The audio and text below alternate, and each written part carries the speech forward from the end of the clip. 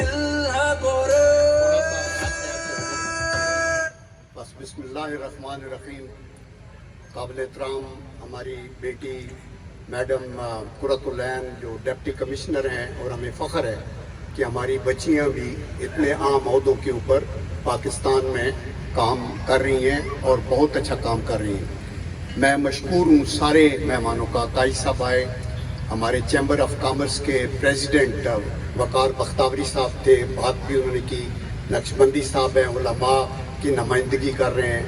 یہاں وکلاء کی نمائندگی ہے، یہاں یونیورسٹی کی فیکلٹی کی نمائندگی ہے، یہاں مختلف ہمارے جو رورل ایریاز کی مختلف یونین کونسلز کی نمائندگی ہے. اور آپ کو کوئی کارڈ نہیں بھیجا گیا، صرف ہم نے واٹس ایپ پہ میسج کیا، کوئی ریٹن کارڈ نہیں گیا. اور آپ کی یہ محبت ہے اپنے ملک کے ساتھ، اپنی افواج کے ساتھ، اور آپ کا احترام ہے اپنے شہداء کے لواحقین کے ساتھ کہ آپ سب جو ہیں وہ ہماری توقعات سے بھی بڑھ کے آپ کی ادھر حاضری ہے. تو میں سب کا انتہائی ممنون اور مشکور ہوں. اور اسپیشلی پریس کلب کے یہاں چیئرمین بھی ہیں خواجہ بابر سلیم صاحب، اور ہر طبقہ فکر کے لوگ ہیں. میں سب کا نام ابھی نہیں لے سکتا. دیکھیں، میں مختصر سی بات کروں گا. آج ہمارا یہاں اکٹھا ہو جانا ایک مقصد کے لیے کہ ہم پاکستان کی ریاست کی سلامتی کے لیے دعا گو ہیں. ہم پاکستان کے ساتھ ہیں، ہم پاکستان کے آئین کے ساتھ ہیں، ہم جمہوریت کی مضبوطی چاہتے ہیں، ہم آئین کی پاسداری چاہتے ہیں، اور ہم یہ چاہتے ہیں کہ پاکستان میں ہم اتحاد، محبت، شفقت اور ایک دوسرے کے ساتھ محبت کے جذبے سے ہم آگے چلیں. یہ ایک میسج ہے جو پورا ہو گیا جب ہم یہاں ہیں. یہاں بچے بھی ہیں اسکولوں کے. میں گرامر اسکول کا مشکور ہوں، انہوں نے اتنے اچھے یہاں ترانے پڑھے. یہاں شہداء کی فیملیز ہیں جن میں سے ایک میں ہماری بیٹی نے ان کی نمائندگی کی. میں یہاں یہ کہون کی ویلی میں ایک دفعہ گیا، وہ لانس نائک اسلم کی شہادت ہوئی، تو میں نے جا کے جب افسوس کے لیے گیا تو شہید اسلم کی والدہ نے مجھے کہا کہ جن صاحب آپ افسوس کیوں کر رہے ہیں؟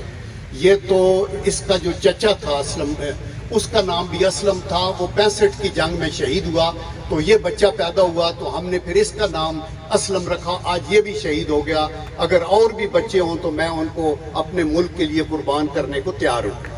یہ جذبہ ہے، اور یہ میں اپنی چشمدید گواہی کے ساتھ میں یہ خیر پور کا علاقے میں ہم گئے تھے اور یہ واقعہ آیا تھا. میں آپ کو چکوال کے حوالے سے یہ بتانا چاہتا ہوں کہ آج سے 800 سال پہلے 1525 میں جب مغلیہ دور کا بابر ادھر آئے تھے، مغلیہ بادشاہ کے، تو اس وقت یہ چکوال کی سرزمین تو تھی، چونکہ اس سے پہلے سکندر اعظم نے بھی یہاں سے گزر کیا کئی ہزار سال پہلے.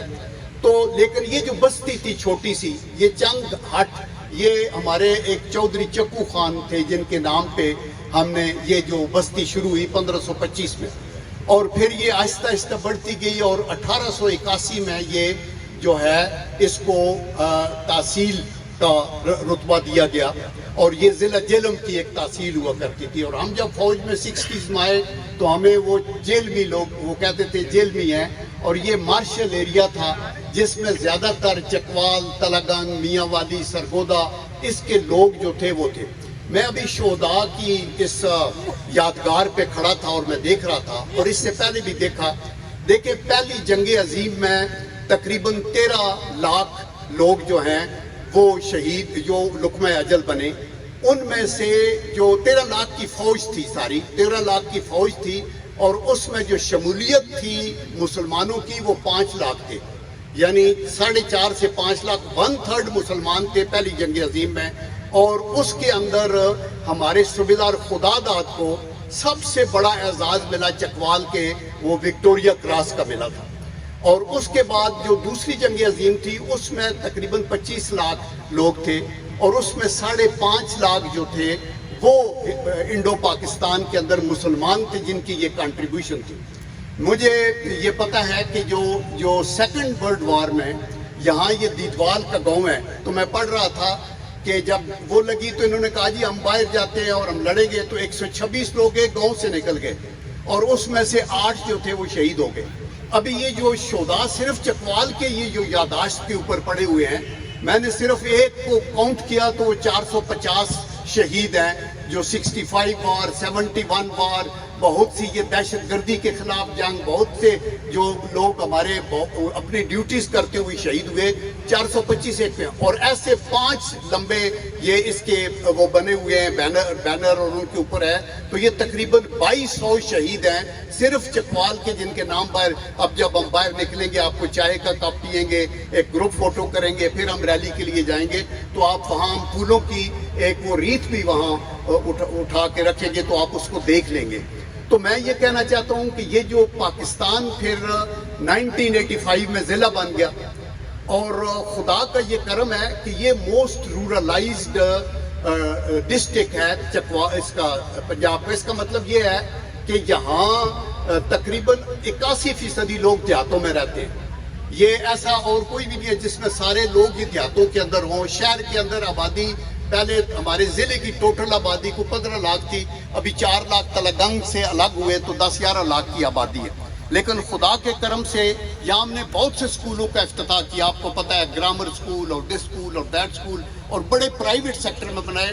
آج لٹریسی کا لیول بھی پنجاب میں امنگ دی فرسٹ ٹاپ 1-2 یہاں اللہ کا کرم ہے۔ اور اس میں چونکہ آدھی بیٹیاں ہیں، جب یہ 15 لاکھ تھی تو 7 لاکھ مرد تھے اور 7 لاکھ ہماری بہنیں بیٹیاں بچیاں تھیں، تو ان کی ابھی پرفارمنس جو ہے وہ آؤٹ سٹینڈنگ ہے ہماری بچیوں کی۔ تو یہی چیز ہے جس کو ہم آگے لگا کے لے گئے۔ دیکھیں ہم نے یہ مشکل سے پاکستان حاصل کیا۔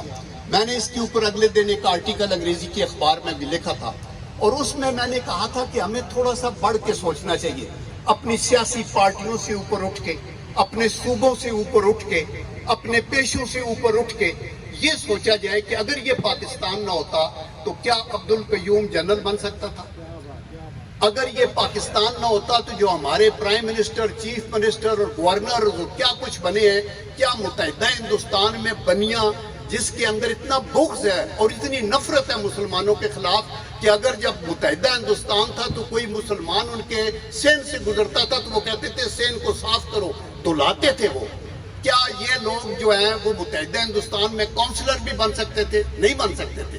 تو میرے خیال میں ہمیشہ احمد ندیم قاسمی صاحب کا وہ شعر بتاتا ہوں کہ بہت سا قرض مشیت کا ہے میرے سر پر، میں سر ہی کیوں نہ کٹا دوں کہ کچھ ادا ہو جائے۔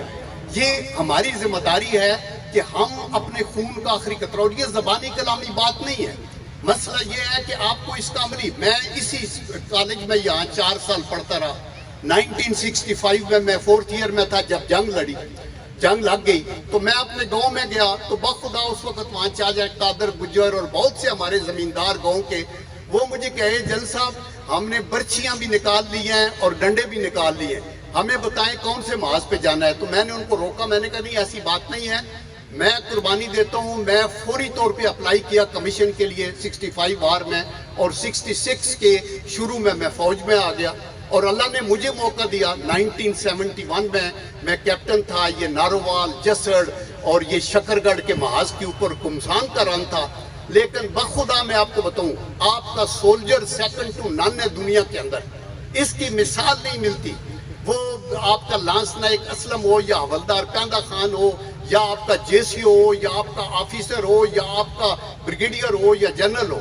میں کل بھی اسلام آباد میں ایک تقریر کر رہا تھا، تو یہ جو آپ کا کرنل کیپٹن شیر خان جو ہے، جو کہ کارگل کے اوپر چوٹی پہ بیٹھا تھا، سارے ساتھی شہید ہو گئے، وہ زخمی ہو گیا، گولیاں لگی ہوئی تھی، گولیاں چلاتا رہا، اور اینڈ کے اوپر جب اس کی ڈیڈ باڈی کو اٹھایا انہوں نے انڈین نے، تو ان کا ایک جو سکھ بریگیڈیئر تھا اس نے ساتھ اس کی جیب میں لکھ کے ایک چٹ ڈالی پاکستانی لیڈرشپ کے لیے کہ ہم سلوٹ کرتے ہیں ایسے لیڈرز کو، ایسے آفیسرز کو جو کہ آخری دم تک پاکستان کے چپے چپے کی حفاظت کے لیے لڑتے ہیں۔ ایسی فوج کو کون شکست دے سکتا ہے؟ تو اللہ کا یہ کرم ہے، آج دنیا کی چند مضبوط ترین فوجوں میں 7th یا 9th یا 10th ہماری فوج ہے، اور میں آپ کو یقین دلاتا ہوں کہ یہ تھوڑا سا آنریریم دے کے ہمارے جوان بچے 18 سال 20 سال 22 سال کے اپنے خون کا نذرانہ پیش کرتے ہیں، اور پھر اگر ایسی مہم چلے کہ جی یہ تو ہمارے جو فوجی ہیں وہ یہ ہیں وہ ہیں، تو میرے خیال میں آپ اپنے اس درخت کے تنے کو کاٹ رہے ہیں جس کی شاخوں کے اوپر آپ نے آشیانہ بنایا ہوا ہے۔ پاکستان کے اندر اگر آج جوڑ کے رکھا ہوا ہے تو میں ہمیشہ کہتا ہوں 3 چیزیں ہیں۔ پہلا ہمارا اسلامک فیتھ ہے، جس میں چاروں صوبوں میں مختلف زبانیں بولنے والے لوگ ایسے اکٹھے ہیں، کیونکہ ہم ایک کلمہ پڑھتے ہیں، ہم ایک اللہ پہ یقین رکھتے ہیں، ہم آخری نبی کو مانتے ہیں، ہمارا ایک ایمان ہے، تو ہم تو اس کا پیروکار ہیں۔ نمبر 2 جو بات ہے وہ ہے ہماری نیشنل لینگویج بھی، ہم پشتو بولے، بلوچی بولے، سندھی بولے، لیکن اردو زبان جو ہے وہ ہماری نیشنل زبان۔ اور تیسرا جو موسٹ امپارٹنٹ گلو ہے جس نے جوڑا ہوا ہے وہ افواج پاکستان ہے، وہ قومی فوج ہے جس کے اندر بلوچستان بھی ہے، یہ صوبہ کے پی کا بھی ہے، سندھ کا بھی ہے، اپنی آبادی کے لحاظ سے یہ قومی فوج ہے۔ تو جب دشمن یہ دیکھتا ہے کہ پاکستان کو کمزور کرنے کے لیے کون سا طریقہ ہو، لڑ تو ہم سکتے نہیں چونکہ ان کے پاس نیوکلیئر ہے، اور یہ تو ایسے لوگ ہیں کہ انہوں نے تو جب اب دیکھا کہ یہ ہمارا سروائیول ایٹ سٹیک ہے تو وہ ہم نے کوئی اندر کھلونا تو نہیں بنا کے رکھا ہوا، میزائلز ہیں، اللہ کا کرم ہے کوئی اٹیک کر کے تو نہیں کرتا۔ تو بیسٹ چیز یہ ہے کہ جس چیز نے ان کو جوڑ کے رکھا ہوا ہے اس پہ حملہ آور ہو۔ تو پہلے یہ ہے کہ پہلے انہوں نے کوشش کی کہ اسلام میں فرقہ واریت کو ہوا دے تاکہ یہ ٹوٹے، اس میں وہ کامیاب نہیں ہوئے۔